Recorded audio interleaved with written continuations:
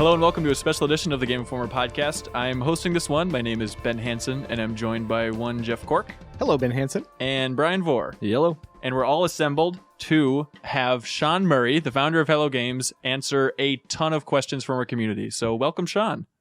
Hi, guys. How you doing? Doing well. So starting out, Cobra TV is asking, because there's been, the way you guys have worded it has kind of bounced back and forth. And so he's looking for a simple clarification.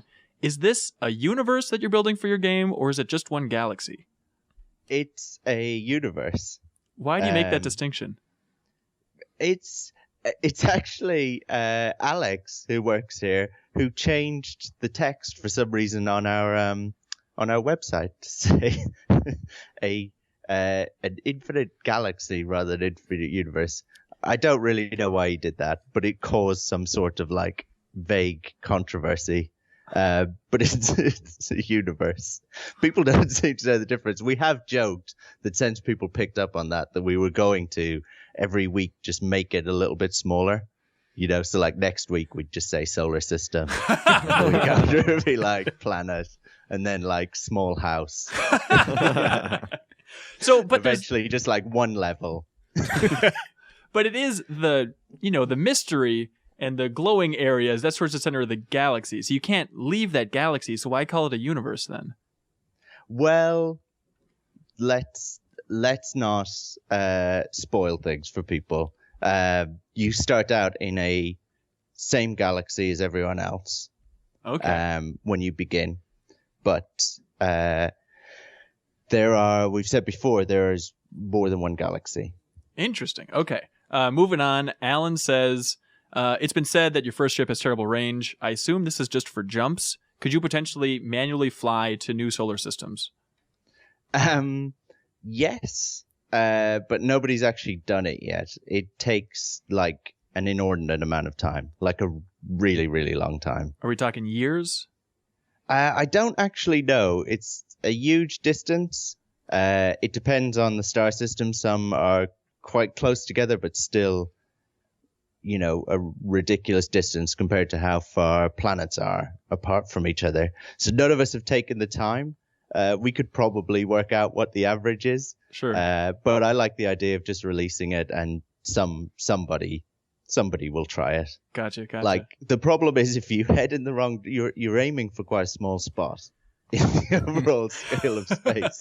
So if you head in the wrong direction, you will just, which 99% of the directions in a 3D space are the wrong direction towards the closest star. You will just go for a very, very long time. So that's why we haven't done it. But Gotcha. it does work. Sure. W. Quay-chan is wondering, will there be a favorites list of planets? Because he'd hate to find a beautiful planet and then just lose track of it completely. Yeah, we're going to have that galactic map that we showed for a little bit. We'll have like waypoints and stuff that you would kind of expect with a map. There's also a mini map for the galactic map that we haven't shown yet.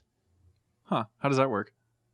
Because the whole thing is so vast, and you might have seen like in videos and stuff like that you kind of lose track of which way's up and stuff like that. So you've got just a little like 3D mini map of the actual galaxy in the bottom left-hand corner that you can kind of see where you are in it and which way you're orientated. Gotcha. It's just helpful. We haven't shown it yet because it's quite ugly at the moment. Okay. So Ben6724 is asking my favorite question of this entire podcast. Are there space whales? Space whales? Or any sort of creatures drifting in space? I really like the idea of space whales. We have... I don't know how he knows this, but like whenever we do a schedule, somebody on the team, there's a little in-joke here, that somebody on the team will always write down space whales on a post-it note and put that on the board just to try and sneak it in. So I think maybe one day it'll accidentally get done just because somebody will see it on their list and be like, right, I'll go implement those space whales. If the artist needs inspiration, they should look for the windfish from Zelda Link's Awakening. It's the best design. That's the real question. Will they be pilotable? Oh my God.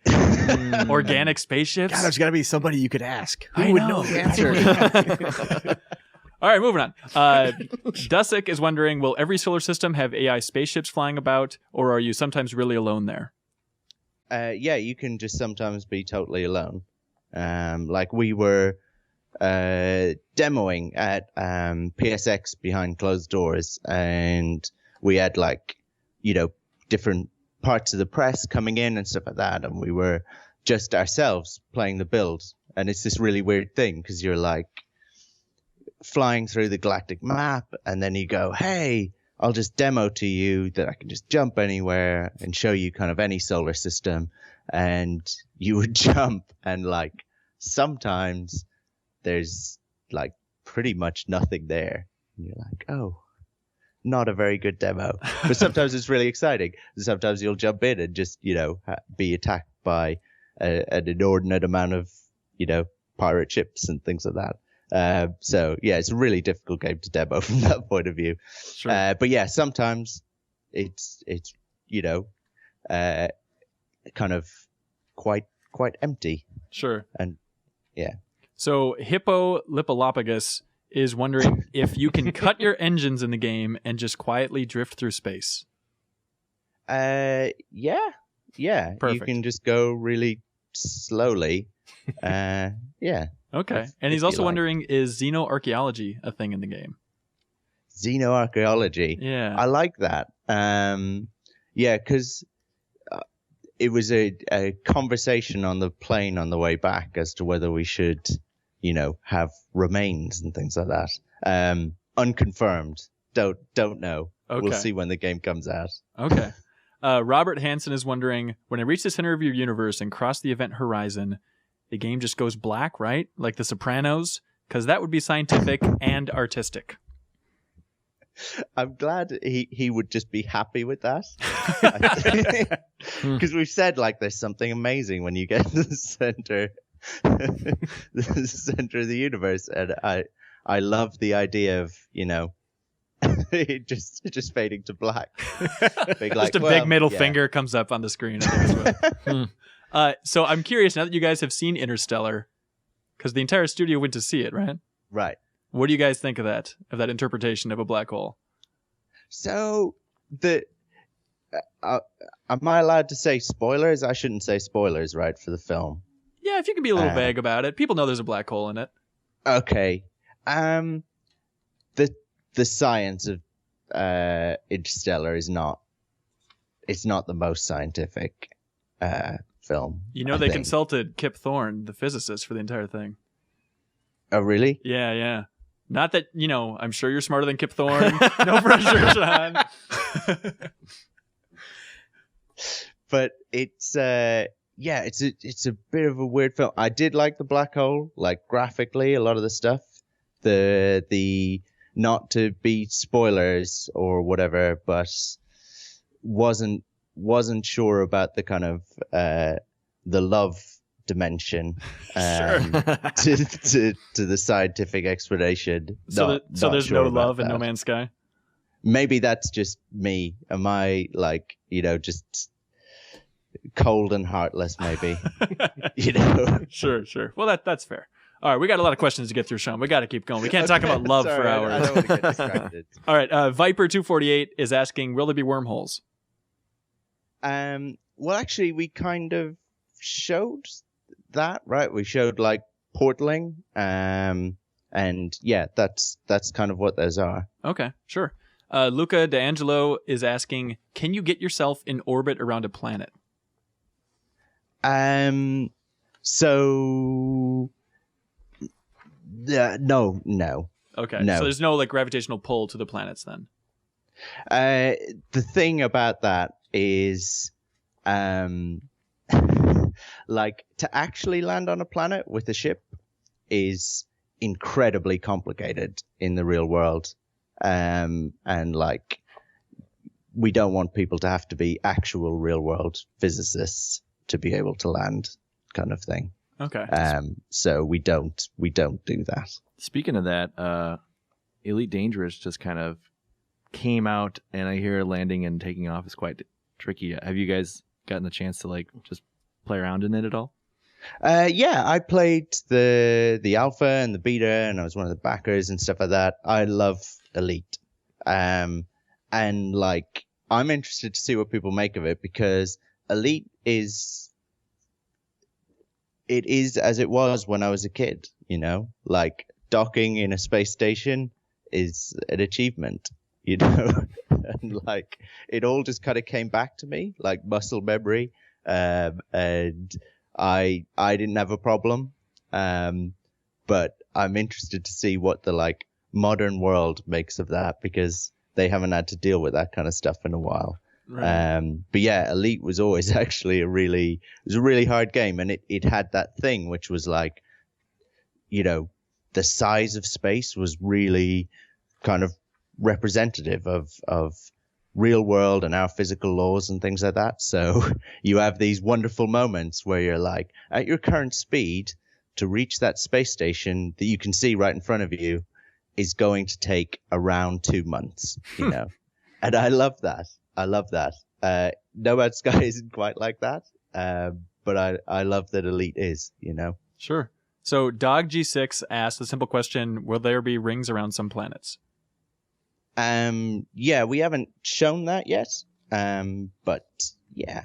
Okay. Like, I think that's if it's in sci-fi and in sci-fi book covers, we kind of need to do it.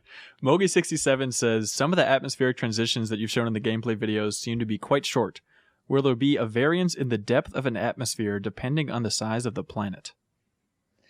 Yeah, it's actually like it obviously varies with the speed that you're going in your ship and things like that, like as to how you perceive that. If you think about our ships, they're going really quickly, you know, and that's one of the things that we wanted to do so that space felt quite traversable, you know, so that you're not trying to fly to a space station and spending like 2 weeks actually trying to get there or whatever. Mm-hmm.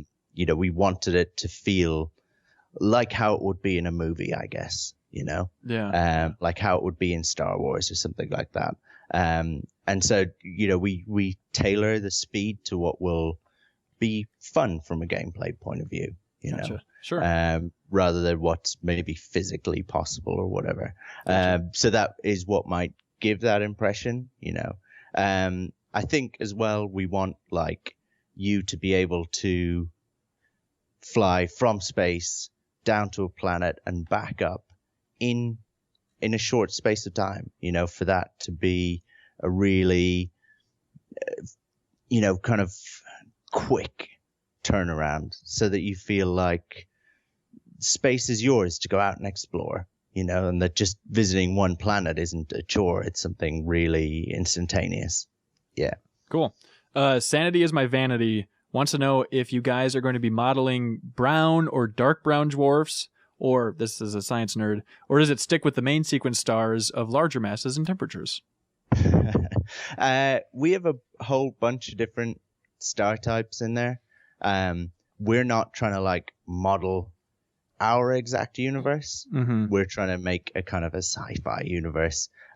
So we have things that don't exist in the real world, and we have some things that have like a correlation in the real world. I'm kind of inclined not to like give lists of every type of star and things like that. People are always asking me if you have like binary star systems and stuff like that. Right. I'd like people to just, you know, discover that themselves. If people really want to be like super into it, then they can watch back. Like one of our videos had like, or a bunch of them have had the galactic map in now. And as you're flying through, you'll notice that there are like sometimes different colors of star and stuff that you go past, and different like star patterns and things. So people can pick that apart if they really want to. Gotcha. All right, we're moving on to planets now, Sean. Passing the baton. There's categories. Yeah, exactly. So you passed the first round. Now things are going to be worth double the points. So Wolverine 78 is asking, will there be planets composed completely from sand, like a dune planet, or planets completely composed of liquid, like water worlds? Like the incredible Waterworld movie. The yes is the answer. Yes. All right. I will keep it short. Yes. Okay. Dusk wants to know, are there planetary maps? And by that, I'm assuming he means like when you land on a surface, is there a way to kind of scour where you're at or see where you've been, that kind of thing? Yeah, I was talking to you guys about this, that you have, again, when you're on the planet, you have a mini map. Mhm. Again, we haven't really shown that yet because it's a little bit ugly and stuff. But yeah, you have a map to find your way around, find your way back to your ship. When you fly down to a planet, there are a load of like key points Mhm. marked on it. You don't know what they are if they haven't been discovered yet. But you kind of use that as a way to shortcut to things that might be interesting on a planet, because it could be a little bit daunting to land on something and just kind of not know which direction to head in or where Right. to go or whatever. All right. Cam Trees wants to know, I would love to know if there will be true Earth-like sized mountain ranges, canyons, and oceans. So far, it seems as though any mountains are more like hills, canyons are more like little ditches, and all the water I've seen is basically ponds or small lakes. Wow, that sounds almost insulting. I just read dare it. you. I didn't come up with the question. Is this secretly you, Ben? I don't want to talk about it. I'd rather players find out on their own.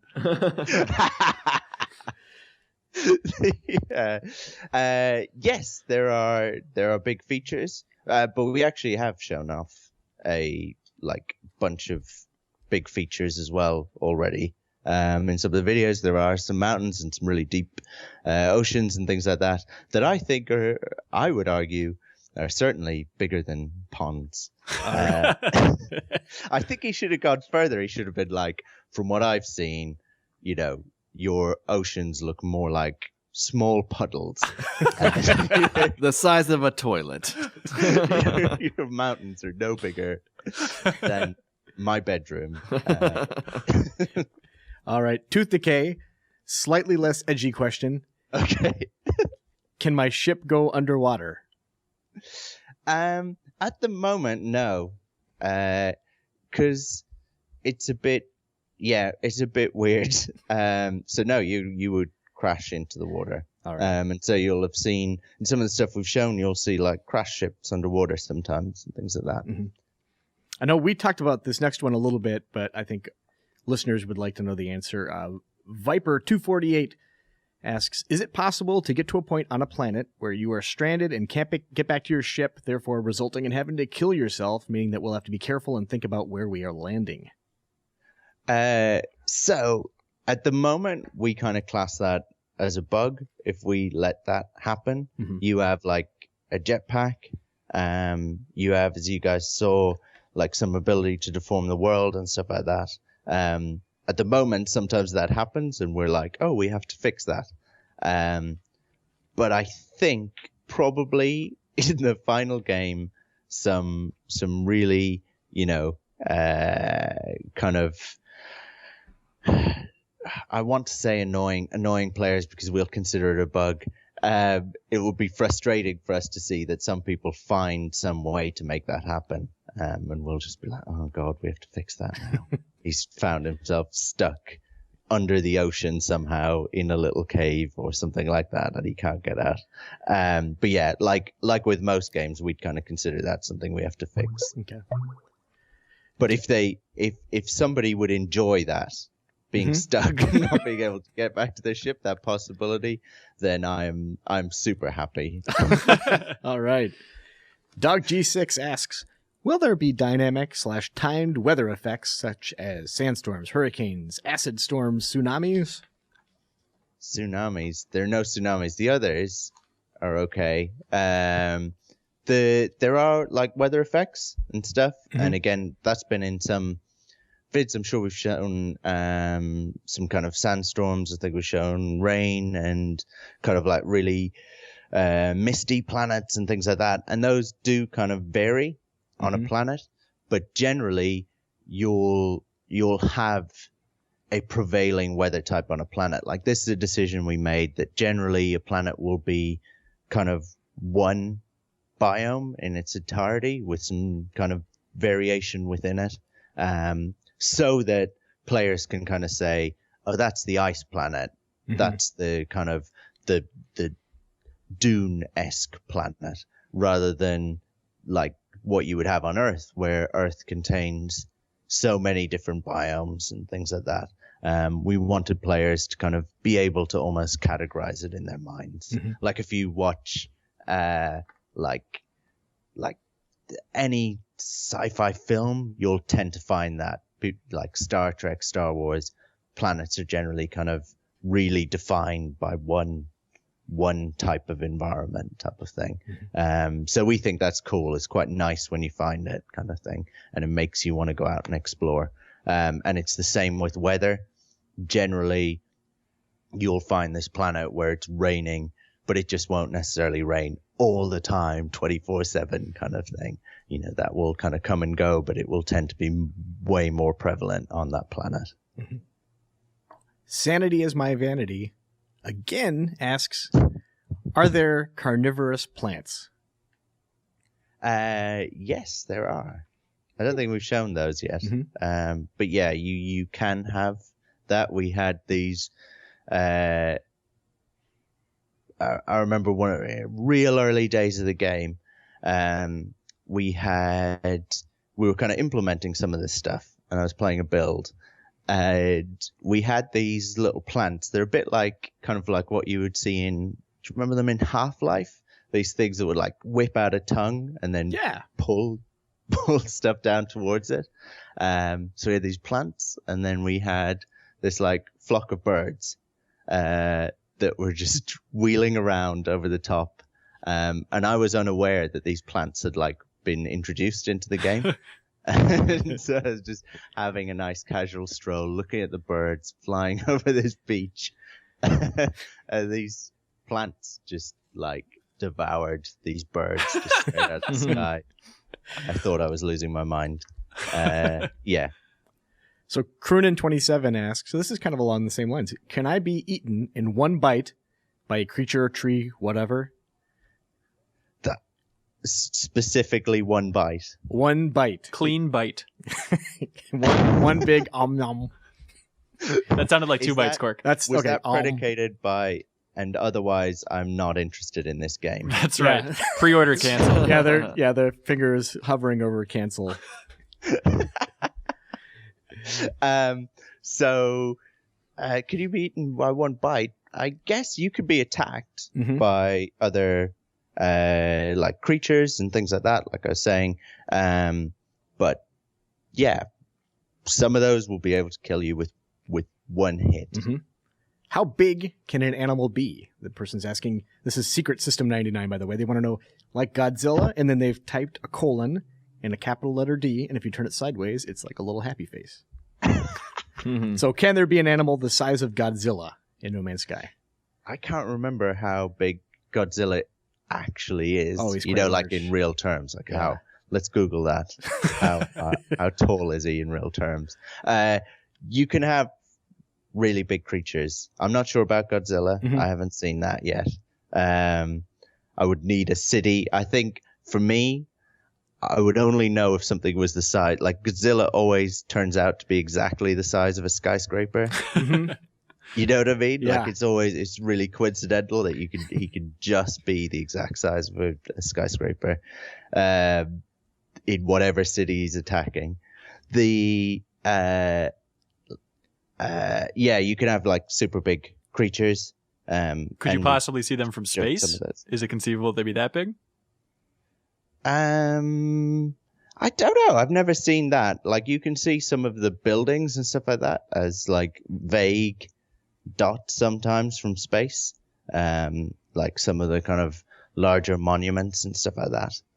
And let's assume that Godzilla is about the size of one of those. Sure. Perfect. So this question, I feel somewhat vindicated, actually, Sean. This is from F2YK34, which is, I promise you, not just an algorithm that generated that. Yeah. So That's what I'm beginning to think, is that these names have been procedurally generated. So I have a simple question this person asks. Will I be able to have a pet if I found a creature that can fit my spaceship and then is not too aggressive? And then they say, that leads me to another one. I'd like to have a zoo. Oh. And why does that make you feel vindicated? Because you made it seem as though when I wanted to know about like cross-pollinating planets, that it was the dumbest thing you'd ever heard in your entire life. And this person wants to have a zoo, which I think is somewhat similar. It'd be like Superman's Fortress of Solitude zoo of like all kinds of interstellar. Yeah, like animals. a trophy room. Yeah. I like, Jeff, that you're like, it's not just me. No, there are It's other like- gentle types out there. So what's the answer, Sean? No, you can't have pets at the moment. No pets. No, afraid not. And you can't take them in your ship. Like you can, like, I think I was I saying that to you, that you can like balance one on the bonnet of your spaceship at the moment and take them into space. Perfect. But that's like, I think that's a bug. We shouldn't allow that. Perhaps people will use that to create a zoo. Just like, slowly scoop animals up, pour unwitting animals into space. Would those animals explode? Slowly try and balance them towards the next planet. Foist them into orbit around them. Oh God, that's horrifying. So Colby Cheese 3 asks, if I kill a species, will it remain dead, or will I go back and find that it has respawned? And then other people are asking like about mined areas, like if they will stay mined. So we were always saying that, like, if you do something of significance, then we'll try and like share that, right? If it's not that significant, we'll just save it locally. So if you like kill a bird, we scratch that off locally, and that bird is dead, or if you shoot down another ship or something like that, you're taking that out of your system, but we don't feel the need to like, broadcast that to every single player or whatever. But there are things of more significance that you can do. So if you try and destroy an entire space station or something like that, then that feels a lot more significant, or take out a whole fleet or something like that. And so we always talked about doing that for creatures, that like you could make an entire species extinct. And it's not that hard for us to implement. It's just that when we looked at it, like in practice, it's pretty much impossible. Like, because people just think, oh, like I watched one of their videos or something like that. I saw a bunch of deer. I would kill all those deer, wipe out all those deer. Cool guy. Because some people think like that, right?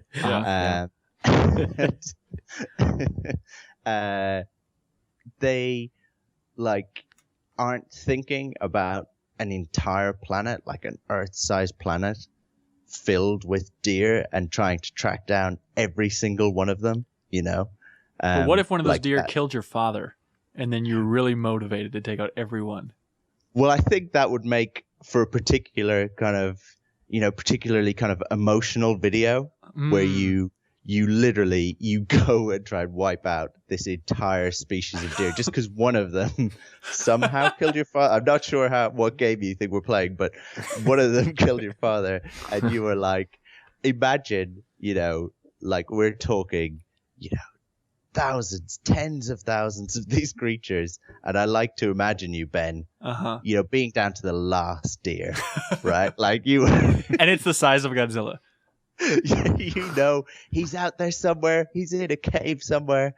You're slowly tracking him down. This game sounds fun, Sean. You kill him, and then you find he's got a child. Oh, and then you're the real monster. Oh God! Then I have to look myself in the mirror, wonder who I've become. All right. I have one last question before I pass it off to Brian Vore. This is from Uncompetitive. This is simple. Will it have cities? No, we're not like. Oh, this is one of those annoying things because I don't want to classify exactly how many different structures you can see and how big and things like that, because I want people to discover that. But like, I want to also make sure that people know the type of game we're making. Mm-hmm. So like, with cities, with that question, I always think of like Star Wars, right? The first 3 Star Wars films are that kind of iconic sci-fi look that we really want to go for. That is kind of that lone explorer out on the edge of space. I think of like Luke on Tatooine or something like that. Like Tatooine for me is like the perfect kind of sci-fi planet. And then I think of the later three films where it's more like, as in the more recent three films where it's more like cities and the Senate and stuff like that. And they feel less sci-fi to me and more like our current world, you know. And cities for me just gets into that whole area of like, it's almost like GTA or something like that, you know, is the kind of gameplay that I expect in that. And so we wanted to stay away from this. That's more what we're trying to do is like the kind of unexplored frontier. You know, you are on the edge of known space. And that's, I guess, the feel that we're going for. And less kind of urban, I guess, you know. I just picture like, whenever somebody says city to me, I just picture some sort of like futuristic, graffiti based mini game or something like that. So yeah, we're kind of trying to stay away from that area. Gotcha.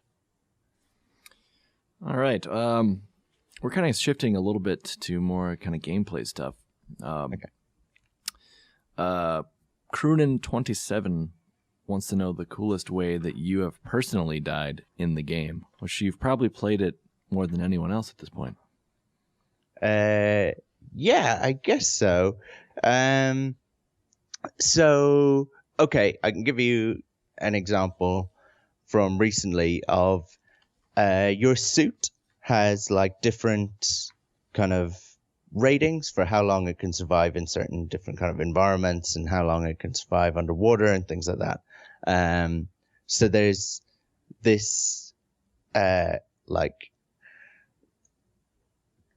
this thing that happens every now and then in that you will have something marked on your map that you don't know what it is, but you sometimes won't be able to get there. So, for instance, with me recently, I found this ocean, basically, you know, perhaps you might call it a pond, but I would. It's far larger than that. And so it's really deep. And so I couldn't, with my suit, actually reach down to the bottom. But as it happened, the way the systems are generated, there's something marked on my map under this ocean. And like I could scan, and so I could see that there was something down there, but I couldn't, like the distance such that I couldn't make out what it was. It's quite like dark down there. And so I made a dive basically down to try and see what it was, and drowned on my way. And so now I've lost where that was, and I guess I'll never know. And so that was a weird thing from recently, where I kind of feel annoyed because, you know, I'm working on the game and making the game, and the game is like holding out on me secrets, you know. What do you think it would have been down there? It would just be like some resources, or like you think maybe like a crashed big ship or something that's maybe full of loot or something, or what are your theories? It could also be like a creature that I haven't seen before. That's the thing that would kind of do it for me, if you know what I mean. Mm-hmm. And so it's kind of, yeah, it's weird because you just don't often get stuff down that deep. And so I'm curious to know what the system would have created, you know? Well, Deathstroke Rises wants to know if we'll be able to establish our own bases or homes on a planet. Something for us to come back to. Yeah, like kind of when the game releases, the core of the game is that journey to the center of the galaxy, and that's kind of a big draw, I think, for most players. And so the game isn't really about setting up your base or setting up your home world or starting a shop or something like that. For the vast majority of players, the way they'll be playing it is to kind of go on that voyage. I'm really interested to see when it comes out, though, whether some players don't want to do that. I think that will be interesting, like whether some players boot up on the very first planet that they start up on and they just decide to explore that planet in full and do nothing else, you know, or whether they like find a nice little trade route halfway towards the center and decide that that's their trade route, you know, and that they're making a killing there and they just don't ever want to leave, kind of thing. You know, and I think in a way we've sort of failed somehow if some people don't want to do that, even though I won't really understand those people fully, if you know what I mean. I'll be like, why are you doing this? We've built this whole universe out there for you to explore and you just want to stay here. But I think it'll be a good sign that people are happy with just one part of it. You know what I mean? Definitely, yeah. Like that somebody like just goes like, I love this landscape, or whatever. Yeah, I just want to know everything about this one planet or this one system or whatever. I think that'll be really cool. So Sean Guy 1234, which I think is an homage to you. He's on your team. He wants to know if you can sprint. If you could sprint in the game, yeah. And in everything that we've shown so far, you're pretty much always walking. But you can run, and again, that's down to your suit and stuff. Yeah, but like, I think that's something that I would think, watching what we've shown in the game so far, that people might think, oh, you're not moving very fast.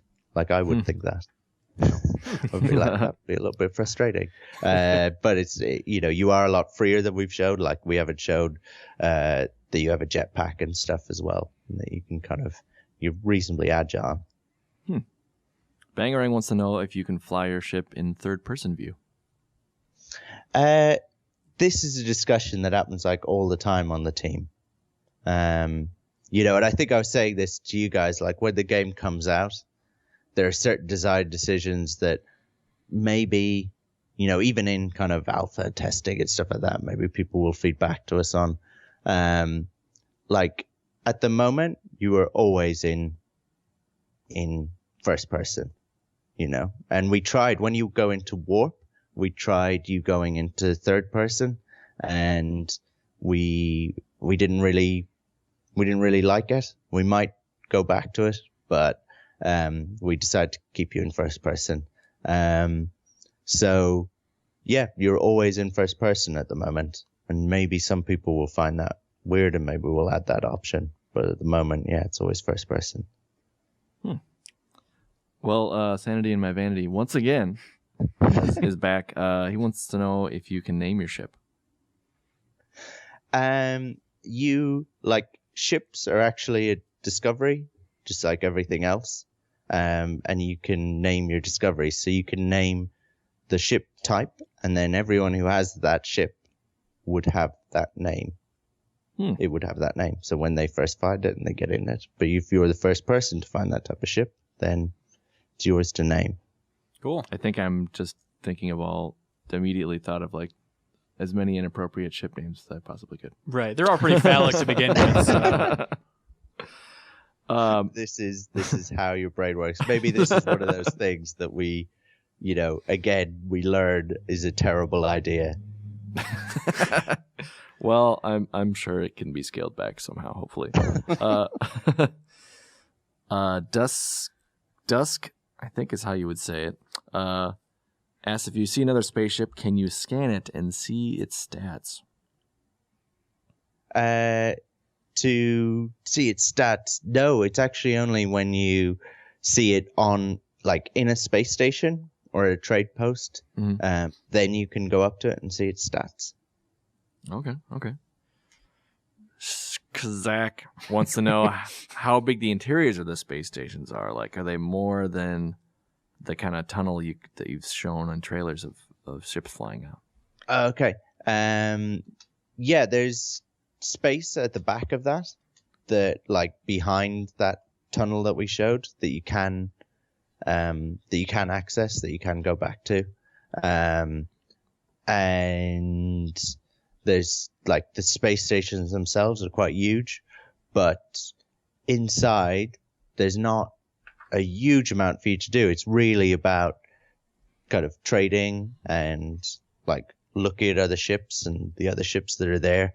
In some ways, I kind of think of them, and this maybe sounds bad, but I think of them as like a ship showroom, like that this is a place for you to kind of see and sample all the different types of ships that might be docked there and kind of think, oh, once I save up a little more, this is the kind of ship I want to get. And it's actually quite fun, I find, at least, to just like stand there sometimes and just watch ships going out and coming in, and occasionally something really, really cool will come in and you'll be like, oh, wow. You know, one day when I have enough money, I want that kind of ship. Definitely. Well, Prak has seen some of the big battle scenes in the trailers and wants to know how it's possible for your single ship to survive and compete against a big armada like that. So the freighters are generally like armed reasonably well. So you'll see like a big fleet like that. And in order to take them out, first you would have to have a really like quite advanced ship with like really good weapons, just in order for you to survive and partake. But you generally wouldn't be able to take it out on your own, you know. So you're normally joining in to an attack that's taking place or initiating it, and expecting other ships to join in, but you're not, you know, on your own. You're kind of, he's right, you're not best equipped to take out a whole fleet of freighters, you know. But playing as a pirate, you'll generally say take out a few kind of smaller dropships that might be doing trading. They're about the kind of same size as you, and then you'll slowly build up your ship.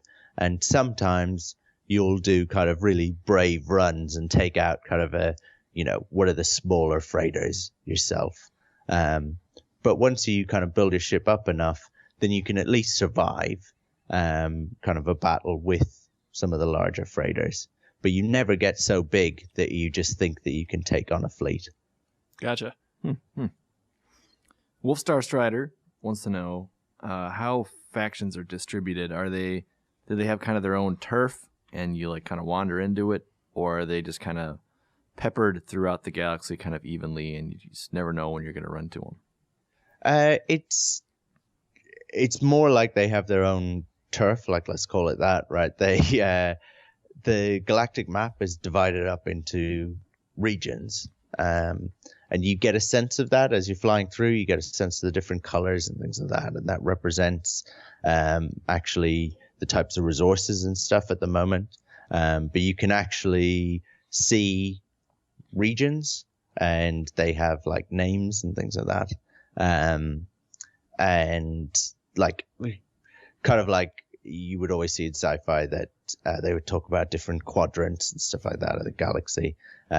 We have kind of reasonably small divisions, and within those you tend to get a different kind of faction. And yeah, so as you're flying through, you'll be coming across different ones. But it's not like you would attack one in one system and then fly on, you know, hundreds of systems more and then only come across them again. Then, you know, you tend to be in an area for quite a while where it's against a certain faction. Gotcha. All right, Sean, we have some rapid fire tech questions for you. Okay. A lot of people are asking if it's conceivable to play this game offline. Yes. Yeah, you can. There we go. Perfect. Shadow Wolf 4099 is asking if it's possible, as stupid as it may sound, he points out, to shrink this tech down to one world and basically make an Elder Scrolls style game with more variety on one planet. Oh man, I would. I can't give a short answer to that. I personally think that that's like so exciting. Right. Like I would love to, not right now, obviously, one day work on like an RPG and take the levels of variety that we have and think about what that would be like, all condensed down, not just to a planet, but to like, let's say, a couple of kilometers squared, and just have all of that variety condensed down to that. So to think about, a kind of a procedural RPG within a quite a dense space, I think would be so interesting. But yeah, I can't imagine anybody's going to be interested in that. So yeah, don't even bother. Yeah, no one cares. A lot of people are asking if there's a significance behind the logo. Yes, the Atlas. We haven't really said what it is, but it's definitely a thing that you come across in game. Okay, interesting. A lot of people are also asking if the pop-in that you can see in some of the trailers, do you think that's going to be reduced for the final game, or is that just a byproduct of the procedural generation? How dare they? I'm sorry. Look, it's the internet. It's cruel. It's not pop-in. It's fading in, I think you'll find. No. The nature is that it's obviously generating all around you. I personally am a little unhappy with, what we've showed so far in terms of it being something that you do notice at times. I think it's something that when you're walking around the planet, you just never see pretty much. When you're flying into a planet, you never see it. But then as you're flying over the surface of a planet, you sometimes notice it at the moment. Mm-hmm. And that's something that we'll definitely reduce. But it's a kind of there is to some extent, it's part of the tech in some ways that things are being generated around you, but it's really about how close to you they're being generated and stuff. Okay. I normally wouldn't ask this type of question, but since you guys sent me the footage at 60 frames a second, Squishy wants to know if there's a targeted frame rate that you're shooting for. Are you guys gunning for 60? So every game I've ever worked on so far has been 60. And so we will tend to aim for that. I'm not promising anyone that it will be, but that's definitely what we're aiming for. We tend to make something that's quite, I say, console-y and stuff like that, because we want that arcadiness, that kind of immediacy, that a super fluid frame rate gives and stuff. Sure. So I don't mean that as console compared to PC or whatever, but I like a really solid, good frame rate kind of thing. Yeah, definitely. So yeah, it's something we care a lot about. Gotcha. Alex the Pixel Punk wants to know if you guys are considering a physical release of the game for the PS4. Yeah, lots of people have asked about that, and I guess we've never said whether it would be digital or physical. I guess right now we're an indie studio, so we would assume that it will just be digital, but you never know. Do you think it's possible Sony would help out on that front? Yeah, I think, something that I'm still trying to come to grips with is that I guess we're a reasonable sized title for console now and stuff like that. Hey, we're on the cover of Game Informer. Hey, congratulations! Yeah. So we'll see. We just we tend to not even think about stuff like that, to be honest. Gotcha. ErgTO wants to know if there's any chance this game will ever come to Xbox One. Oh God, what a question! Sorry to give you a heart attack. I guess we're not allowed to talk about stuff like that, I guess. Okay. Lapalba is wondering, with the current build of No Man's Sky, is the hardware still capable of added features, mechanics, and base models in the future? Or are you stretching the feasibility of modern hardware with this game? Oh, like, I think we're, like, you guys know this from talking to me. Like, I look at the game and I think it looks horrible and could look so much better. You know, I think there's so much more that we could do. Like, I don't think we will, like, necessarily achieve everything we want with No Man's Sky, you know, but there's, like, people have to know, like, we're a super small team. There's so much more that could be done. Definitely. A lot of people were asking about like a building module as well. Could that possibly ever be inserted into the game? I think I'd really like to do that thing which, like a lot of games have recently, like where the game releases, hopefully the core of it is incredibly fun. But that, you know, we get the opportunity that enough people play it and buy it and stuff like that, that we get the chance to kind of embellish that and build on that and Definitely. kind of take it in different directions. And I think that would be kind of up to the community, you know, what kind of stuff they wanted to see. Something that stands out to me on that front is during the procedural generation kind of long demo video that we posted, you mentioned just how chaotic the world is. And if you change one aspect, everything else will change. And that it doesn't matter now because it's before release. But with add-ons and kind of updating the game after the release, is it going to change everything then? Or how do you balance that out?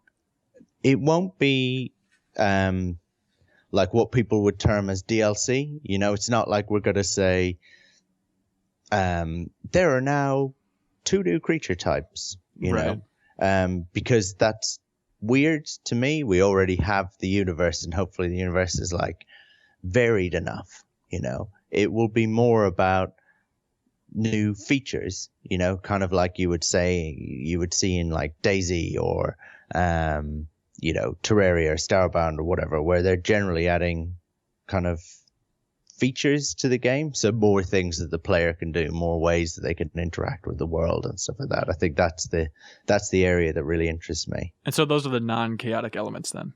Yeah, exactly. Okay, yeah. Gotcha. A lot of people are asking about the release date, and you guys have just said 2015, correct? Yeah. Will it be warmer or colder when this game is released? In which country? Well, we'll leave that up to the players to figure out. I'm probably not allowed to say, I think. Okay, but you guys have a fair amount of work to do. Like, I think we're probably actually just got to go quite quiet now, you know? Sure. Like, in terms of this last month's been a bit crazy. We did, you know, we hadn't done much for about 6 months before, but then we did TGAs and PSX and Game Informer and stuff like that. Like, that's a really big month for a small studio. Definitely. And I like I find it particularly weird, you know, like I was saying to you, just, you know, seeing my stupid little face made into animated GIFs and things like that. So I'm quite looking forward to just going back to my little cave, go back to the office and getting back to programming and finishing the game, you know. Yeah. And I don't really want to say how long we think that's going to take. But that's kind of what next year is about for me, you know. Is like, I'm looking forward to new year and just focusing on development and not, you know, even though I love you guys, like talking to, you know, lovely people like yourselves, because it's not really what I'm good at. Like, I would much prefer to be back Sean, programming and stuff. And then kind of the next time that people see us, probably, hopefully the game's out. Definitely. Just so you know, so many of the questions were, can I hug Sean? Is Sean single? People really like hearing you talk, just to boost your ego a little bit. Just bring it off the floor just an inch. Oh, God, those poor people. All right. Well, I hope that the listeners learned something from this. If we didn't cover a question in this podcast, we promise we've covered it somewhere else throughout our month of coverage, which is in our No Man's Sky hub or in the cover story itself. So if we didn't get your question asked, we promise it's somewhere else. But special thanks to our community and the subreddit, the No Man's Sky, the game. They were a big help for putting all this stuff together. And thank you, Sean Murray, for joining us. Thanks so much, guys. Best of luck finishing the game. We're all really, really looking forward to it. Cool. Thanks, guys. Thanks, Sean. Cool. Thank you. Take care, Sean. See you. Bye. Bye.